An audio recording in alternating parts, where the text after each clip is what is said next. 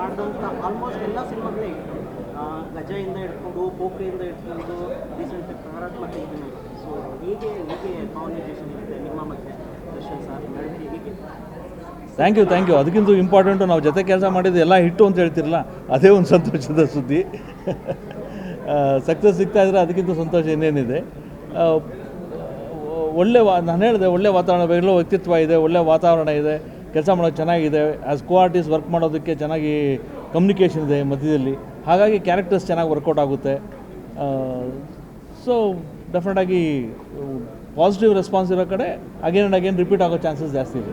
ಸೆಟ್ಟಲ್ಲಿ Darshan sir ಮತ್ತು ನಿಮ್ಮ ನಡುವೆ ಕಾನ್ವರ್ಸೇಷನ್ ಯಾವ ರೀತಿ ಇರುತ್ತೆ? ಒಂದು ಸೀಕ್ವೆನ್ಸ್ ಮಾಡಬೇಕಾದ್ರೆ ಅಂದರೆ ಭಾಳ ಡೀಟೇಲಾಗಿ ಏನು ಡಿಸ್ಕಸ್ ಮಾಡಲ್ಲ. ನಿರ್ದೇಶಕರು ಹೇಳಿದ್ದೇ ಮಾಡೋ ಪ್ರಯತ್ನ ಮಾಡ್ತೀವಿ. ಸಣ್ಣದಾಗಿ ಅಲ್ಲಿ ಇಲ್ಲಿ ಹೇಳ್ಕೊತಾ ಇರ್ತೀವಿ. ಓಕೆನಾ ಹಿಂಗಿಲ್ವಾ ಅಂತ ಈ ರೀತಿ ಒಂದು ಸಣ್ಣ ಕೆಸ್ಟೇಜ್ ಹೇಳ್ಕೊತಾ ಇರ್ತೀವಿ. ಆ ಸಣ್ಣ ಕೆಸ್ಟೇಜಲ್ಲೇ ನಮ್ಮಿಬ್ಬರ ಮಧ್ಯೆ ಕಮ್ಯುನಿಕೇಷನ್ ಸಾಕಷ್ಟು ನಡೆಯುತ್ತೆ, ನಮ್ಗೆ ಅರ್ಥ ಆಗುತ್ತೆ. ನಾನು ಏನು ಕೇಳ್ತಾ ಇದ್ದೀನಿ, ಅವ್ರ ಹತ್ರ ಏನು ಬಯಸ್ತಾ ಇದ್ದೀನಿ, ಅವ್ರು ನನ್ನ ಏನು ಕೇಳ್ತಿದ್ದಾರೆ, ನಾನೇನು ಹೇಳಬೇಕು ಉತ್ತರ ಅನ್ನೋದು ನಮ್ಮ ಸಣ್ಣ ಕೆಸ್ಟೇಜಲ್ಲೇ ನಮಗೆ ಅರ್ಥ ಆಗುತ್ತೆ. ಸೊ ಹಾಗೆ ಕಮ್ಯುನಿಕೇಟ್ ಮಾಡ್ಕೊಂಡು ವರ್ಕ್ ಮಾಡ್ತಾ ಇದ್ದೀವಿ.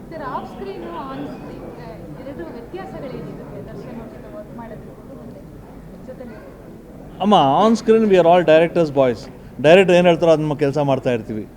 ಹೊರಗಡೆ ನಮ್ಮ ವೈಯಕ್ತಿಕ ಸಂಬಂಧಗಳು ಬೇರೆ ಅಲ್ವಾ. ಯಾರ ಜೊತೆ ಕೆಲಸ ಮಾಡ್ಬೋದು, ದರ್ಶನ ಜೊತೆ ಕೆಲಸ ಮಾಡ್ಬೋದು, ನನ್ನ ಮಗನ ಜೊತೆ ಕೆಲಸ ಮಾಡ್ಬೋದು, ಇನ್ನೊಬ್ಬರ ಜೊತೆ ಕೆಲಸ ಮಾಡ್ಬೋದು.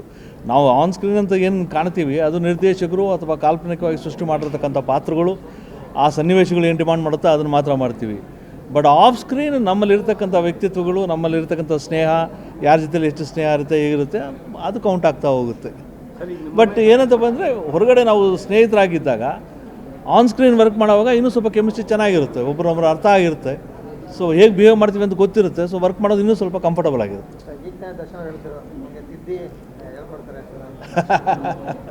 ಅದು ಅವ್ರ ದೊಡ್ಡ ಗುಣ. ತಿದ್ದೋದು ಏನಿದೆ ಇಲ್ಲಿ, ಯಾರು ತಿದ್ದೋದು ಏನೂ ಇಲ್ಲ. ಅವ್ರವ್ರ ಪ್ರತಿಭೆಯಲ್ಲೇ ಎಲ್ಲರೂ ಕೆಲಸ ಮಾಡೋದು.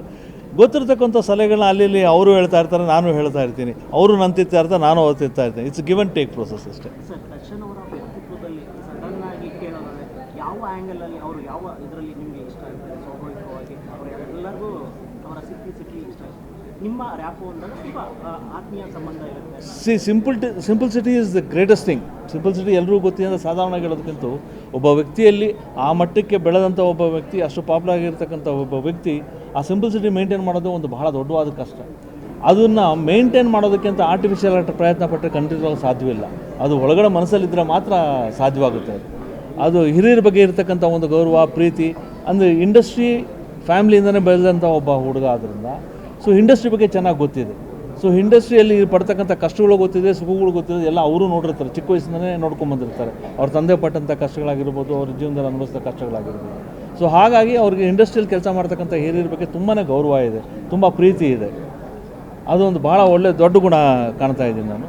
ಸೊ ಹಾಗಾಗಿ ಅವರು ಆ ಸಿಂಪ್ಲಿಸಿಟಿನ ಉಳಿಸ್ಕೊಂಡಿದ್ದಾರೆ. ಅದು ಉಳಿಯೋದಷ್ಟು ದಿನ ಇನ್ನೂ ಎತ್ತರಕ್ಕೆ ಬೆಳೀತಾರೆ ಅಂತ ನನಗೆ ಅನಿಸುತ್ತೆ.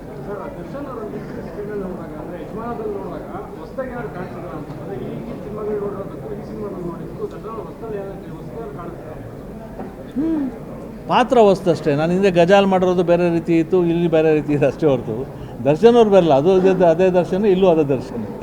ಸರ್ ನಿಮ್ಮದು ಹುಲಿ ದುರ್ಗ, ಹುಲಿಯಪ್ಪ ನಾಯಕ, ಸೊ ಆ ಶೇಡ್ ಇನ್ನೂ ಕಂಟಿನ್ಯೂ ಆಗ್ತಾ ಇದೆ.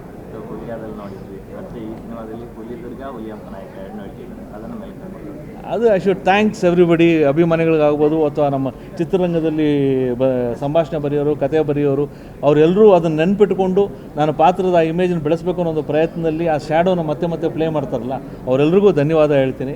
ಆ ಅವಕಾಶ ಮತ್ತೆ ನನಗೆ ಸಿಗಲಿ ಅಂತ ಹಾರೈಸ್ತೀನಿ. ಮನೆಯಲ್ಲಿ ಎಣ್ಣೆನಾ? ಮನೆಯಲ್ಲ, ನಂದಿ ಬ್ರ್ಯಾಂಡ್. ಅದೇ ಹೇಳಿದೆ, ಅಡುಗೆ ಹೇಳಿ ನಾನು ಗಾಣ ನಾನೇ ಆಡಿಸಿದ್ದೀನಿ. ನಾನೇ ಹೆತ್ತ ಮೇಲೆ ಕೂತು ಗಾಣ ಹೊಡೆದಿದ್ದೀನಿ.